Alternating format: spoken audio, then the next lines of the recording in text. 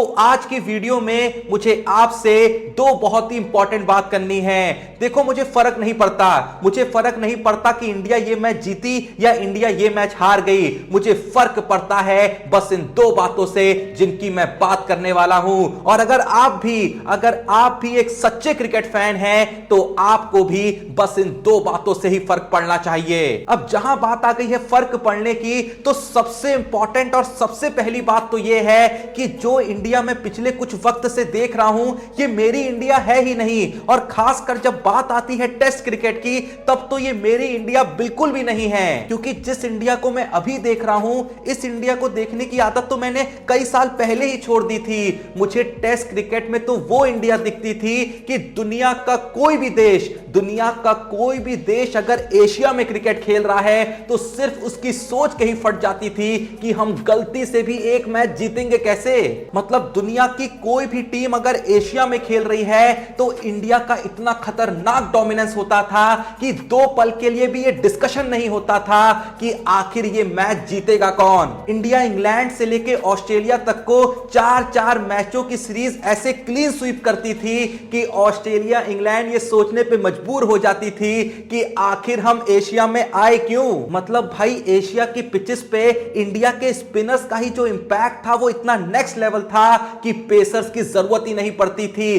पहले ही ओवर से अश्विन और जडेजा आके चुटकियों के अंदर मैच को खत्म कर दिया करते थे। लेकिन जैसा मैंने कहा कि बांग्लादेश जैसी टीम जिस तरीके से हमें डरा रही थी, जिस तरीके से दो पल के लिए हमारे जहन में यह दर्द पैदा कर रही थी कि हम भी इस मैच में बने हुए हैं, ये अपने आप में ही किसी जीत या हार से ज्यादा बुरा है। चलो मान लिया कि जीत होती है और हार होती है, लेकिन ऐसी जीत का मैं करूं भी क्या जहां मेरा दिल मुझसे ही ये कहे कि ये भी कोई जीत होती है। मैं फिर से वही कड़वी बात कहूंगा कि ये मेरी इंडिया नहीं है। मेरी इंडिया तो वो थी जहां अगर कोहली सिर्फ खड़ा हो जाता था ना पिच पे, तो सामने वाली टीम की तो ऐसे ही फटके हाथ में आ जाती थी, बाकी सब तो छोड़ ही दो। मेरी इंडिया वो थी जहां सिर्फ कोहली का एटीट्यूड ही डिसाइड कर देता था कि ये जो मैच है ये भारत का ही है। पर चलो, ये तो हो गई पहली बात। उससे भी ज्यादा इंपॉर्टेंट है दूसरी बात। और दूसरी बात को जब आप सुनेंगे, दूसरी बात को जब आप जानेंगे, दूसरी बात को जब आप समझेंगे, तब शायद आप भी कह देंगे कि ये जो भी हो रहा है कसम से बहुत ही ज्यादा गलत हो रहा है। पर वो देखने से पहले मैं बताना चाहूंगा कि मैं जानता हूं कि जितने लोग भी ये वीडियो देख रहे हैं वो क्रिकेट के फैन तो होंगे ही होंगे, और बहुत से लोग क्रिकेट के अलावा दूसरे स्पोर्ट्स को भी फॉलो करते ही होंगे। लेकिन अब आप अपने इसी पैशन और टैलेंट को प्रॉफिट में बदल सकते हैं और खूब सारे पैसे कमा सकते हैं। और ये होगा ओपा 888 वेबसाइट पे जाकर, जो कि एशिया की सबसे बड़ी बेटिंग वेबसाइट है, और इसका लिंक नीचे डिस्क्रिप्शन में अवेलेबल है। अगर आप उस लिंक से जाकर इस ऐप पे रजिस्टर करते हैं तो आपको मिलेगा 200 रुपए का इंस्टेंट बोनस। उससे कमाल की बात यह है कि आपको आपके पहले डिपॉजिट पर एडिशनल 1000 रुपए का बोनस मिलेगा। और इस ऐप पे आपको क्रिकेट, फुटबॉल, बास्केटबॉल के अलावा ई स्पोर्ट्स के सारे गेम मिलेंगे, और साथ ही साथ इसमें डेली फ्री स्पिन से भी आप खूब पैसे कमा सकते हैं। अब जैसा मैंने आपको बताया कि मेरे दिए हुए लिंक से जाके आप जैसे यहां पे रजिस्टर करते हैं तो आपको 200 रुपए का बोनस मिलेगा। और इसी 200 रुपए के बोनस से मैंने भी कुछ बेट लगाई है, जो कि है इंडिया और बांग्लादेश के मैच पे, जहां मैंने ये प्रेडिक्ट करा है कि इंडिया ही ये मैच जीतेगा, और जैसे इंडिया मैच जीतेगा मैं भी जीत जाऊंगा ढेर सारे पैसे। सच में ये इतना ही आसान है, और उस जीते हुए अमाउंट को मैं डायरेक्ट अपने बैंक अकाउंट में बहुत ही आसानी से विड्रॉ कर सकता हूं। और सबसे अच्छी बात तो यह है कि यहां पे 24/7 का कस्टमर सपोर्ट है, ताकि कोई भी दिक्कत आए तो फट से सॉल्यूशन भी मिल जाए। तो बस देरी किस बात की है, जल्दी से जाओ और डिस्क्रिप्शन में मौजूद लिंक पे जाके ओपा 888 एप्लीकेशन को डाउनलोड करो और खूब सारे पैसे कमाओ। तो वापस चलें अपनी स्टोरी पे कि जैसा मैं कह रहा था कि जब आप ये दूसरी बात सुनेंगे तो शायद आप भी कह देंगे कि ये जो भी हो रहा है इसमें कुछ तो बहुत ज्यादा गलत हो रहा है। और मैं बिना कुछ सस्पेंस रखे सीधे आपको बता देता हूं कि इस दूसरी बात का सबसे बड़ा जो किरदार है वो कोई और नहीं है, वो है इस समय के भारतीय टीम के कप्तान केएल राहुल। मैं जानता हूं कि जब भी बात केएल राहुल की आती है तो जो जनता है वो पूरे तरीके से बढ़ जाती है। एक जनता है जो कहती है कि केएल राहुल के बाहर जाने का टाइम आ गया है, केएल राहुल सिर्फ पॉलिटिक्स की वजह से खेल रहे हैं, केएल राहुल कई लोगों का रास्ता रोक रहे हैं। तो दूसरी जनता जो है वो ये भी कहती है कि केएल राहुल एक पोटेंशियल प्लेयर है, केएल राहुल एक मैच विनर है और केएल राहुल इंडियन टीम का फ्यूचर है। लेकिन असल में यहीं पे उठता है सबसे बड़ा सवाल कि आखिर सच क्या है। देखो, मैं बहुत ही आसान से शब्दों में आपके सवालों का जवाब दे देता हूं। जब बात आती है वनडे की या जब बात आती है टी20 की, मैं कभी यह नहीं कहूंगा कि केएल राहुल इंडियन टीम का फ्यूचर नहीं है। दो पल के लिए मैं ये कह सकता हूं कि ये जो सीरीज हारे हम केएल राहुल की वजह से आ रहे हैं। मैं ये कह सकता हूं कि भाई वनडे और टी20 में केएल राहुल इस समय अच्छा नहीं कर रहे हैं, लेकिन मैं ये कभी भी नहीं कहूंगा कि केएल राहुल वनडे का और टी20 का बड़ा प्लेयर नहीं है। क्योंकि मैं जानता हूं कि केएल राहुल अगर थोड़ा सा भी फॉर्म में आ गए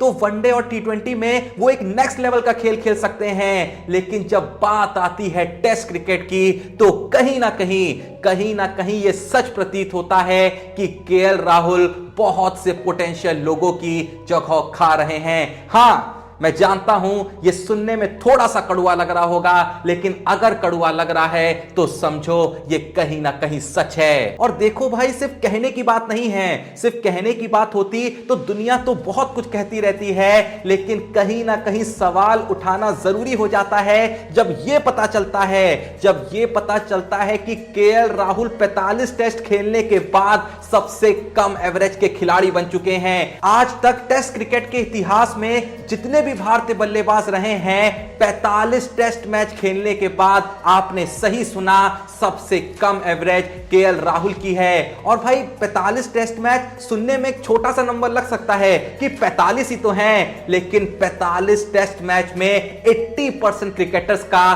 करियर खत्म हो जाता है। तो देखो भाई, यहां पे सवाल उठाना जायज हो जाता है कि कोई भी खिलाड़ी, दुनिया का कोई भी खिलाड़ी, और उससे भी बढ़ के बात है कि भारतीय क्रिकेट के ऐसे कई खिलाड़ी जो लंबे समय से मौके का इंतजार कर रहे हैं, अगर उनमें से किसी को भी 45 टेस्ट मैच मिल जाते तो शायद जो केएल राहुल की 34 की एवरेज है ना, उससे तो बेहतर ही होती और बहुत हद तक चांसेस है कि कई गुना ज्यादा बेहतर होती। इसीलिए मैंने कहा कि कभी-कभी सवाल उठाना जायज हो जाता है। सवाल उठाना जायज हो जाता है जब यह पता चलता है कि रविंद्र जडेजा की भी एवरेज केएल राहुल से बेहतर है, और वो भी तब जब जडेजा का 50% ऑफ द जो स्टार्टिंग करियर रहा है वो बहुत ही ज्यादा खराब बैटिंग से गुजरा है। और उसके ऊपर से फिर से सवाल उठाना जायज हो जाता है जब यह पता चलता है कि हमने मुरली विजय से लेकर शिखर धवन को टीम से ड्रॉप कर दिया था, जब उन्होंने इतना भी बुरा कुछ नहीं किया था जितना इस समय केएल राहुल कर रहे हैं। मैं फिर से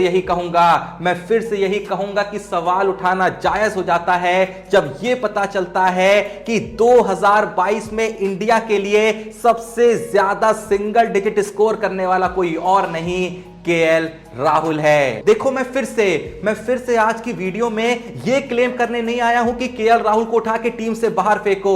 मैं बस इतना चाहता हूं कि इस वीडियो को देखने के बाद आप कहीं ना कहीं अपने आप से सवाल पूछें कि क्या हम बहुत से लोगों के साथ नाइंसाफी नहीं कर रहे हैं। अगर इस सवाल का जवाब आपको अंदर ही अंदर हां में आ रहा है तो सोचने वाली तो बात है ही ना भाई। देखो, दो पल के लिए हो सकता है कि आप में से बहुत लोग को लग रहा हो कि भाई मैं कुछ ज्यादा ही बोल रहा हूं, मैं कौन होता हूं इतना ज्ञान देने वाला, इसीलिए मैं आपको नंबर्स बता रहा हूं। और आप में से बहुत लोग हो सकते हैं जो केएल राहुल की परफॉर्मेंस को जस्टिफाई करने के लिए और किसी प्लेयर का उदाहरण दे सकते हैं, लेकिन मेरा फिर से एक ही सवाल है कि मैं ये नहीं कहता हूं कि आंख बंद करके उसको टी20 और वनडे से निकाल दो, लेकिन टेस्ट में भाई थोड़ा सा तो ज्यादा हो रहा है सच में। और देखो, तब तक हमें चीजें नहीं खल रही होती हैं जब तक एक प्लेयर की परफॉर्मेंस टीम को अफेक्ट ना करे, लेकिन जब सिर्फ आपकी परफॉर्मेंस की वजह से पूरी टीम की नैया डूबने लगती है तो सवाल उठाना जायज हो जाता है। खैर, जो भी ये वीडियो देख रहा है, जो भी ये वीडियो देख रहा है, क्या आपको भी लगता है कि केएल राहुल को टेस्ट से ड्रॉप हो जाना चाहिए, या आपको लगता है कि केएल राहुल फाइट बैक करेंगे, केएल राहुल कम बैक करेंगे और कहीं ना कहीं हम सबको गलत प्रूफ करेंगे जब बात आती है टेस्ट क्रिकेट की। वनडे और टी20 में तो भाई मुझको अब भी भरोसा है, सच में मुझको अब भी भरोसा है कि वो बहुत प्लेयरों से बेहतर है और वो इंपॉर्टेंट समय में काम आएगा। लेकिन जहां बात आती है टेस्ट क्रिकेट की, तब आपका क्या कहना है? जैसा मैंने कहा, जो भी वीडियो देख रहा है भाई कमेंट में जरूर बताना। और दूसरा सवाल जो मैंने आपसे सबसे पहले पूछा कि क्या आपको भी लग रहा है कि ये जो टीम है अपनी, खासकर टेस्ट क्रिकेट में, ये अलग ही हो चुकी है? ऐसी तो कभी थी ही नहीं, इतनी दबी दबी सी कि बांग्लादेश जैसी टीम इस पे डोमिनेट कर जाए। इस पे भी आपका जो भी कहना है, और असल में वो क्या डिफरेंस है जो आपको लग रहा है कि क्या गड़बड़ हुआ है,